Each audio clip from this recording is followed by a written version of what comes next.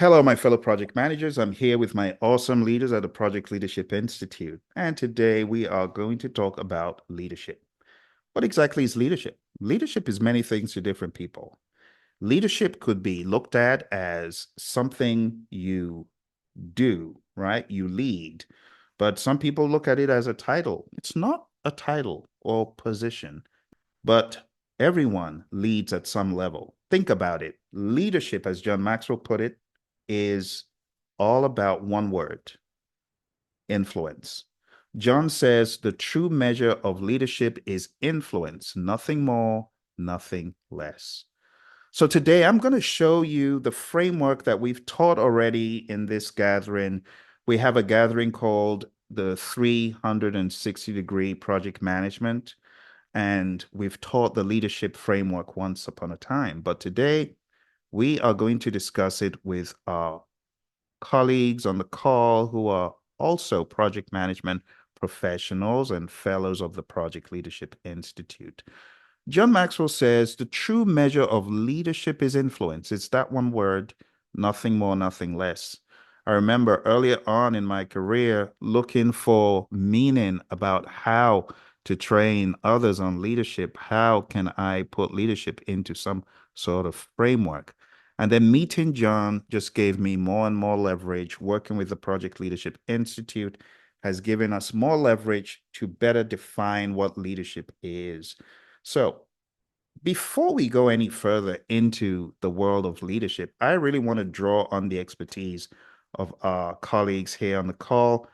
Could you do me a favor and put it in the chat, one word that resonates with you when you hear leadership or leader? What resonates with you? I'm going to give you a few moments to do that.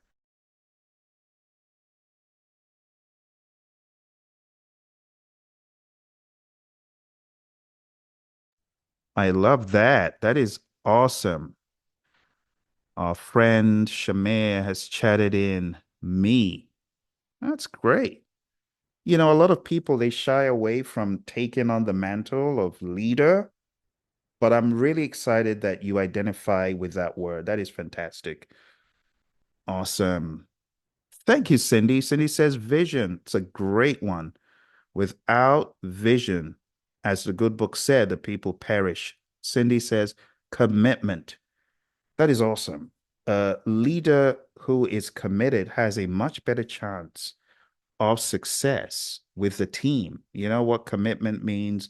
All in. The leader is all in. The leader is vested in whatever has been worked on. They've got vested interest in you. Great stuff. So today we're going into a little bit more depth regarding the leadership framework.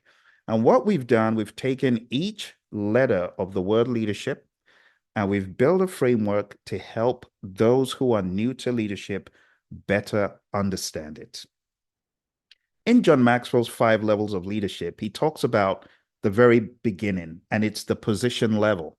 And this is where everyone begins. Whether you are a CEO, you're a janitor, you're a student, hey, even a baby has a role and a position, right? The chief crier, the town crier, I don't know, but they have a position. And that's where leadership begins. Because what is leadership? Influence. I guarantee you have been a leader. You just didn't know it because even babies lead. How do babies lead, you may ask? Well, they definitely can pitch a fit if they're not getting what they want. That's influence. They can cry, they can yell, or they can look adorable. It's still influence. But what I'm trying to say is that they start off in this role. I'm a son, I'm a daughter, I'm a CEO, I'm a janitor, whatever you are. But that's not enough, right? It's not enough to say, well, I'm a baby or I'm a kid or I'm an adult, right? In order to influence, you got to do more. And that takes us to level 2. And level 2 is where we begin talking about the soft skills and the things that you've shared in the chat, the vision, the empathy, the commitment. Those are things that we will call level 2 leadership. And level 2 leadership is all about using your soft skills, using those properties, those qualities you've got to be more influential. And that is where we begin this framework at level two. John calls it level two. And level two is the permission level. The permission level is where people follow you because they want to. They're not being made to, they're not being beaten over the head to follow you, but they're following you because you've done something right. So, chat into me, my friends on the call. What are some of the things that a leader could do to get warmer with the people, to get the people warmed up to the leader, to allow what needs to happen as far as the leadership dynamics to go in favor of teamwork, making the dream work? What does a leader do? Thank you very much. I love that. Serve. It's a good one. Serve. Thank you, Shamir. So when you are a servant leader, you're showing people the ego is left at the door. It's all about them. How can I help you? What can I do for you? Caroline says, actively listen. There's a difference between regular listening. You could be listening, but is it really sinking in? Are you really home? But there's another step to active listening. And active listening is listening to what is not said. I'm sure you're like, what is he frowning at? Yeah, sometimes you got to look to see what is not being said. And that's part of active listening. Listening to what is not said verbally, but is said in the body language. Great one. Thank you very much. So, with all of these great contributions, let's dive in to discuss the leadership framework. The first letter in leadership is L, and that's where level two begins, and that's likability. How can you be more likable? As we just read in the chat, you can actively listen to people, really show that you care, right? When you listen. Number two, we had serve. Part of likability, as you serve, you become more likable. People know you really care about them and they begin to trust you more. So here it says build trust and collaboration through active listening, and genuine engagement with your team. So that's the L, being likable. Let's go to E, empathy and communication. So it says understand team emotions, clearly articulate your vision, and manage changes effectively. When you see a leader that has a vision, you know that there's a much higher chance for that team to succeed. A leader that has no vision, a leader that is unable to dream, a leader that is unable to conceptualize, we definitely have a problem. So we don't want to be that leader that doesn't have vision, that is not able to articulate what they're thinking. The next letter here is A, for agility. I want our leaders on the call to chat into me. What are some ways we can be agile in our daily life? Not on a project, because I know what you're going to give me if I ask you about project management and Scrum, but I'm just saying in regular daily life. Give me some examples of how a leader could be more agile. How can you demonstrate and live and practice the art of agility? Any ideas?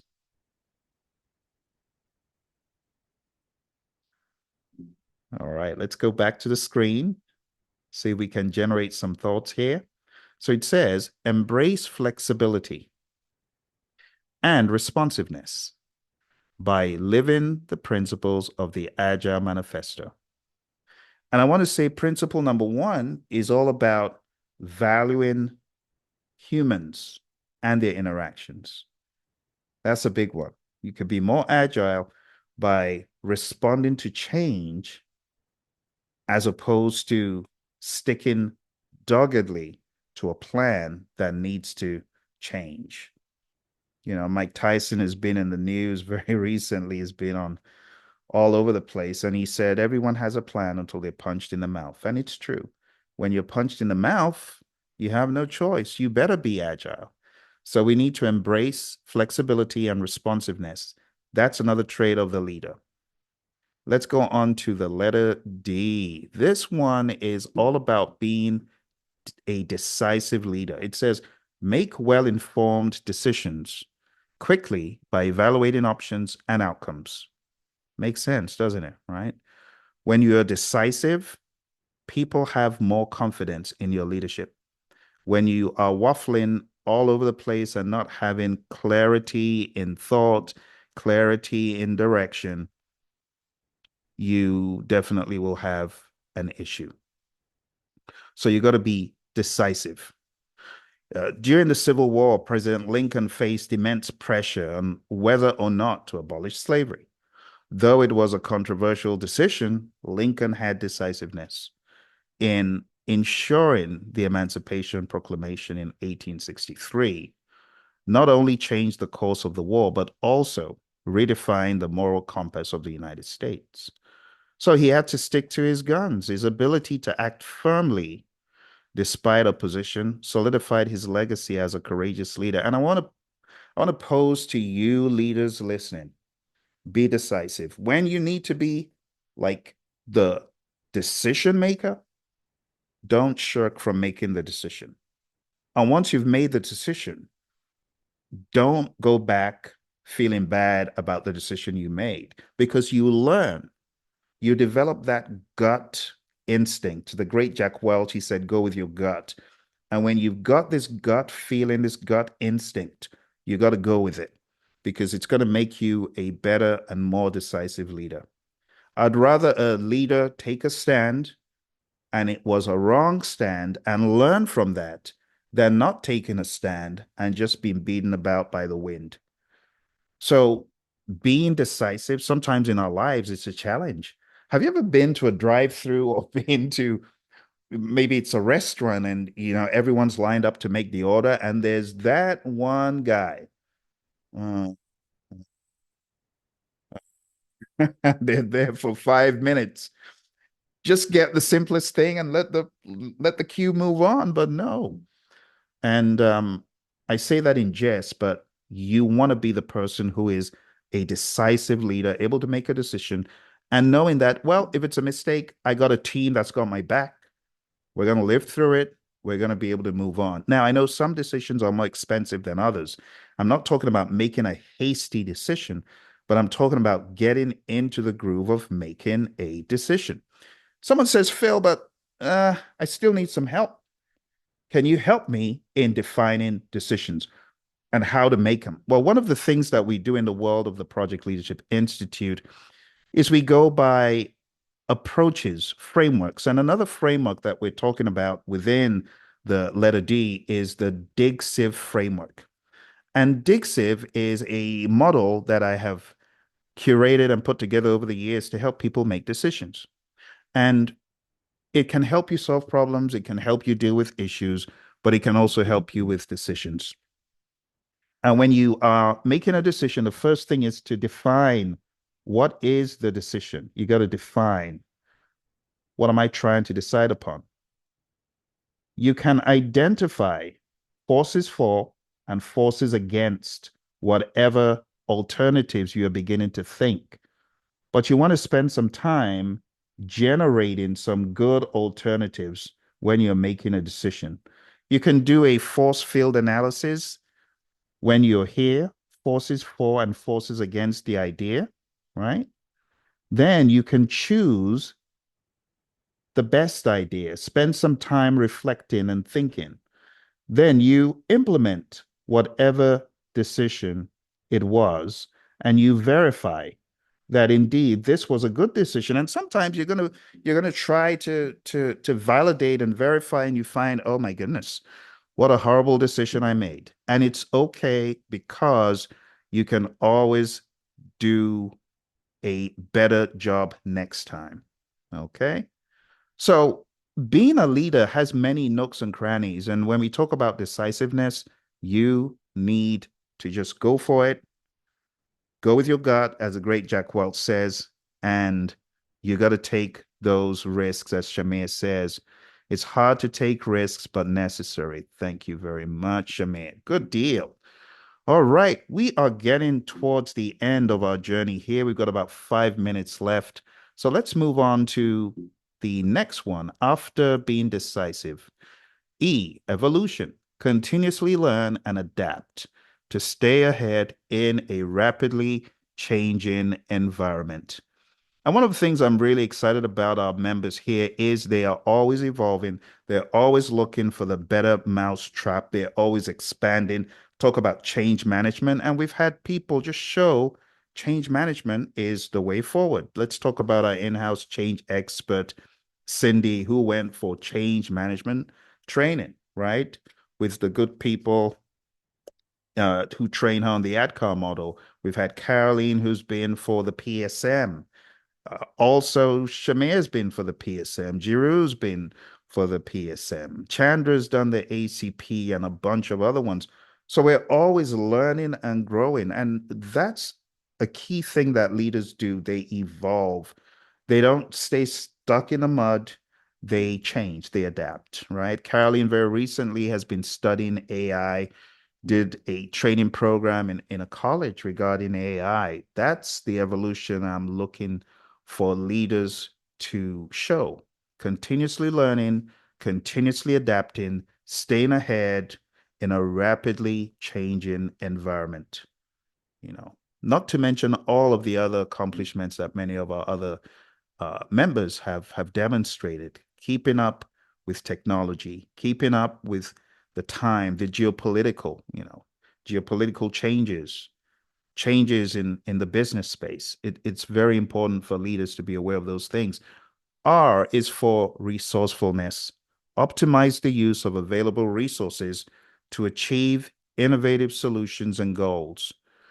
When someone says there's no way, we can't do that, you as a leader, you look for a better mousetrap, you look for a way of using what is available to achieve the innovative solutions. S, servant leadership. Well, this is one of the awesome ones that we talked about in the very beginning. In the very beginning, when I was asking for those words, servant leadership came up. So I want to say thank you for sending in that word, because when we talk about servant leadership, to get a very good idea of it, read about Robert Greenleaf and how he started this whole servant leadership movement. To be a servant leader, you always need to ask the question, how can I help you? What can I do for you? So prioritize growth and the well-being of your team and community by practicing Robert Greenleaf's 10 tenets. All right. H is for hope and heart. How many of you would love to meet tomorrow morning? How many of you would love to meet one of the most uninspiring individuals in your world? First thing on a Friday morning. After a hard week, I guarantee you probably don't want to hear from an uninspiring person. The Agile Manifesto is a great document I look at for leadership direction, and it says, give the team the environment and support that they need and trust them to get the job done. So you got to be positive when you're dealing with teams. Another one says, build projects around motivated individuals. Build projects around motivated individuals. Nobody wants to build a project around a demotivated team. Even the Agile Alliance, they know that, right? The 17 authors of the Agile Manifesto, they tell us that. So when it comes to hope and heart, we got to inspire our team with a positive and proactive attitude towards challenges. Lastly, we got two left. I is for innovation. Build trust and collaboration through active listening. This is what leaders do. They actively listen. They're always looking for a better way. And they look for genuine engagement with your team. John Maxwell, our mentor, he says, some of my best thinking was done by others. And in my mind, that's allowing room for innovation. He says, let the best idea win. It doesn't have to be your idea, it's the team's idea. But unleash the power of innovation through active listening and genuine engagement with the team. Like, what informed this recording was a suggestion that Cindy had made that we be more on the social media platforms, helping our fellow project management community. That's why we're here. And that's a very innovative idea. And that's why we showed up today. And innovation, as Steve Jobs says, is what distinguishes a leader from a follower. The leaders innovate, they have dreams, they have ideas, but we got to unleash that so that our team can also tap into that world of innovation. The final one is P for problem solving. Quickly identify and resolve issues using analytical thinking and team collaboration. Remember, a few minutes ago, I showed you the Digsiv approach, DIGCIV. Again, you want to use Digsiv for problem solving. Again, it's the same thing I showed you. Same thing I showed you just a few moments ago. You got to define the problem. If you're trying to solve a problem, define it because you want to make sure that that is indeed the problem. You know, if you don't define the problem, you may be barking up the wrong tree. It's good to define a problem with the team. Then identify the root cause of the problem, generate alternatives to solving the problem, choose the best alternative, implement that alternative, and verify. And there's an entire book. If you just Google or look on Amazon, DigSiv, you'll be able to tap into the over 200 pages of how to use this approach, the DigSiv model. So over the past few moments, my friends, we've been talking about the leadership framework.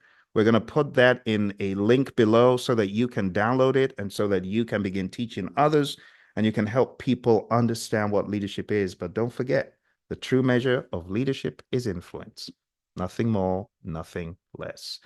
Huge thank you to all our friends on the call today. And if you have any questions, feel free to put them in the chat and we'll get back. Thank you all very much. I want to give a shout out to our friends who are here, to Jiru, Shamir, Cindy, Chandra, and Caroline who joined us today. Thank you very much. We'll see you again very soon. Bye for now.